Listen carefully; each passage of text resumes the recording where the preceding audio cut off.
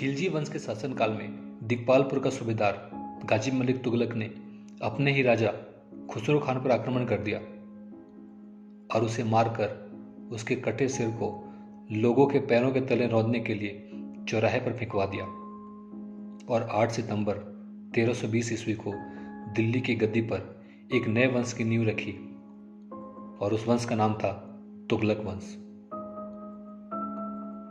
Hello दोस्तों, स्वागत है आप सबका। दोस्तों, अगर अभी तक आपने इस चैनल को सब्सक्राइब नहीं किया है तो प्लीज़ सब्सक्राइब कर लें और बेल आइकन पर क्लिक करें ताकि मेरे आगे आने वाले वीडियोस के बारे में आपको पता चलता रहे। दोस्तों, आप इस चैनल में भारत के संपूर्ण इतिहास की पूरी जानकारी बहुत ही सरल तरीके से समझ सकते हैं। मैंने पूरी कोशिश की है कि आपको यहाँ से सीखने के बाद कहीं और जाने की जरूरत ना पड़े। दोस्तों, मैंने इस चैनल में महात्मा बुद्ध से लेकर हर्यंक वंश, शिशुनाग वंश, नंद वंश, मौर्य वंश, सोंग वंश, लगभग सारे वंश की जानकारी दी है। और अगर कोई टॉपिक रह भी गया है तो मैं अपने आगे आने वाले वीडियोस में उन टॉपिक्स को डाल दूंगा। अब चलते हैं अपने टॉपिक की तरफ। दोस्तों, गयासुद्दीन तुगलक या कहें गाजी मलिक तुगलक दिल्ली सल्तनत में तुगलक वंश का पहला शासक बनकर 13 सितंबर 1320 ईस्वी को दिल्ली के सिंहासन पर बैठा। सुल्तान बनने से पहले वो कुतुबुद्दीन मुबारक खिलजी के शासनकाल में दिकपालपुर का सूबेदार था, लेकिन सेनापति खुसरो खान ने कुतुबुद्दीन मुबारक की हत्या कर खुद दिल्ली की गद्दी पर बैठ गया। इससे गाजी मलिक तुगलक ने एक मजबूत सेना के साथ खुसरो खान पर आक्रमण किया और उसकी हत्या करके तुगलक राजवंश की स्थापना की और 1320 से 1325 ईस्वी तक दिल्ली की सल्तनत पर शासन किया। दोस्तों, 1321 ईस्वी में गयासुद्दीन ने वारंगल या कहें तेलंगाना पर अपना पहला आक्रमण किया, लेकिन वहां के काकतीय राजा प्रताप रुद्रदेव को हरा नहीं पाया। फिर 1323 ईस्वी में इसने अपने दूसरे अभियान में अपने बेटे जौना खान या मोहम्मद बिन तुगलक को दक्षिण भारत में सल्तनत के प्रभुत्व की पुनर्स्थापना के लिए भेजा। जौना खान ने वारंगल के काकतीय राज्य को हराकर दिल्ली सल्तनत में शामिल कर लिया।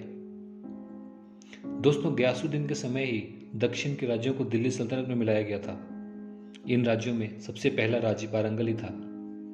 दोस्तों, गयासुद्दीन अपने शासनकाल में जनता की सुविधा के लिए कई किले, पुल और सिंचाई के साधनों का भी निर्माण करवाया था। इसके अलावा इसने कई नहरों का निर्माण भी कराया था। सल्तनत काल में नहर बनवाने वाला गयासुद्दीन पहला शासक था। दोस्तों, कृषि उत्पादन में वृद्धि पर ध्यान सबसे पहले गयासुद्दीन तुगलक ने ही दिया था।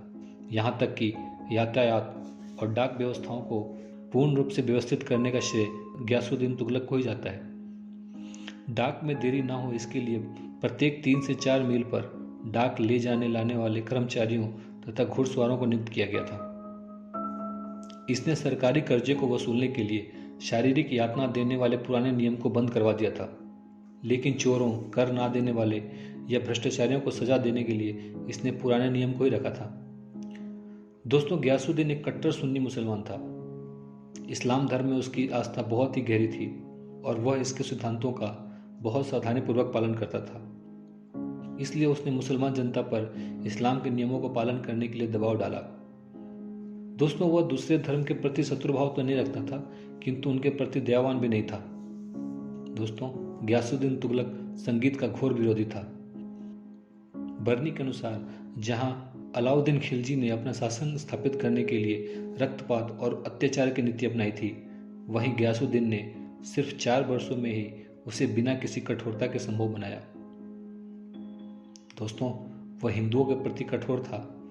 इसने आदेश दिया था कि हिंदू जमींदारों से इतना पैसा लिया जाए कि वह दंगा ना कर सकें, लेकिन इतना भी ना लिया जाए कि वो खेती बंद कर दें। वह दिल्ली का पहला सुल्तान था जिसने अपने नाम के आगे गाजी की उपाधि लगाई थी। गाजी अर्थात काफिर का वध करने वाला या हिंदुओं का वध करने वाला। दोस्तों, गयासुद्दीन तुगलक की कला में बहुत रुचि थी। इसने दिल्ली के निकट तुगलकाबाद नामक नगर बसाकर उसे अपनी राजधानी बनाया। उसके अंदर उसने महल के अलावा कई इमारतें बनवाई। यहाँ उसने खुद के मकबरे का निर्माण भी करवाया था। वास्तुकला के तुगलक शैली का प्रारंभ गयासुद्दीन तुगलक के मकबरे के निर्माण से हुआ। दोस्तों, इसने अपने शासनकाल में कई युद्ध लड़े। 1324 ईस्वी में ग्यासुद्दीन तुगलक खुद सेना लेकर पूरब की तरफ बढ़ा। सबसे पहले उसने बंगाल पर आक्रमण किया। दोस्तों, बलबन के पुत्र बुगरा खान ने बंगाल को निष्पक्ष घोषित कर दिया था। इस वजह से वहां गरीबी बहुत बढ़ गई थी। ग्यासुद्दीन ने वहां के शासक नसीरुद्दीन को हराकर बंगाल को अपने सल्तनत में मिलाया। बंगाल से वापस लौटते समय उसने बिहार में मिथिला के राजा हरि सिंह देव को हराकर उसे अपने सल्तनत में मिलाया। उधर उसके पुत्र मोहम्मद बिन तुगलक या कहें जौना खान ने भी जाजनगर या उड़ीसा पर आक्रमण करके उसे हराया। वहां से उसे बहुत सारा धन प्राप्त हुआ था। दोस्तों, बंगाल अभियान ग्यासुद्दीन का आखिरी अभियान था। वहां से वापस लौटते समय तुगलकाबाद से 8 किलोमीटर की दूरी पर स्थित अफगानपुर में एक महल, जिसे उसके लड़के जूना खान के आदेश पर ग्यासुद्दीन तुगलक के स्वागत के लिए अहमद अयाज ने लकड़ियों से निर्मित करवाया था। उस महल में सुल्तान ग्यासुद्दीन के प्रवेश करते ही वो महल गिर गया, जिसके नीचे दबकर 1325 ईस्वी में उसकी मृत्यु हो गई। दोस्तों, इब्न बतूता के अनुसार ग्यासुद्दीन की हत्या उसके पुत्र जौना खान मोहम्मद बिन तुगलक द्वारा रचे षड्यंत्र के माध्यम से की गई थी। दोस्तों, यहाँ एक और ये भी कहा जाता है कि प्रसिद्ध सूफी संत निजामुद्दीन औलिया और ग्यासुद्दीन तुगलक के संबंध अच्छे नहीं थे, क्योंकि जब खुसरो खां सुल्तान था तो उसने औलिया का आशीर्वाद प्राप्त करने के लिए उसे 5 लाख रुपए दिए थे।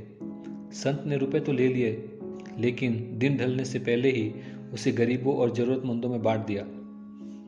लेकिन जब ग्यासुद्दीन तुगलक गद्दी पर बैठा तो उसने आदेश जारी किया कि पिछले सुल्तान द्वारा लोगों को दी गई धनराशि और पदवी वापस करनी होगी। हजरत निजामुद्दीन औलिया ने जवाब दिया कि उसने सारा पैसा खर्च कर दिया है, लिहाजा उसे लौटाने में असमर्थ है। सुल्तान यह सुनकर नाराज हो गया।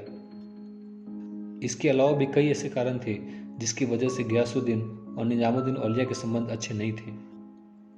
इसलिए सुल्तान ग्यासुद्दीन ने निजामुद्दीन औलिया के पास संदेश भिजवाया कि मेरे बंगाल से दिल्ली पहुंचने से पहले वह मेरी सल्तनत छोड़कर कहीं और चला जाए। इस पर निजामुद्दीन औलिया ने कहा था, हुनूज दिल्ली दुरस्त, मतलब कि दिल्ली अभी दूर है। और हुआ भी ऐसा। दिल्ली पहुंचने से पहले ग्यासुद्दीन की मृत्यु हो गई। दोस्तों, ग्यासुद्दीन ने अपने राज्य में सुशासन स्थापित किया था। उसने 29 बार मंगोल आक्रमण को विफल भी किया था। दोस्तों, वह अपने मरने से पहले अपने पुत्र मोहम्मद बिन तुगलक के लिए एक विशाल साम्राज्य छोड़कर गया। उसे तुगलकाबाद में ही उसके खुद के द्वारा बनाए गए मकबरे में दफनाया गया। दोस्तों, हम अपने अगले वीडियो में मोहम्मद बिन तुगलक या जौना खान के बारे में जानने का प्रयास करेंगे। दोस्तों, आपको ये वीडियो कैसा लगा कमेंट बॉक्स में लिखकर जरूर बताएं, और आपको अगर ये वीडियो पसंद आया हो तो इसे लाइक और शेयर करना ना भूलें। दोस्तों, आपके नज़र में ग्यासुद्दीन तुगलक कैसा शासक था, नीचे कमेंट बॉक्स में लिखकर जरूर बताएं। Thank you.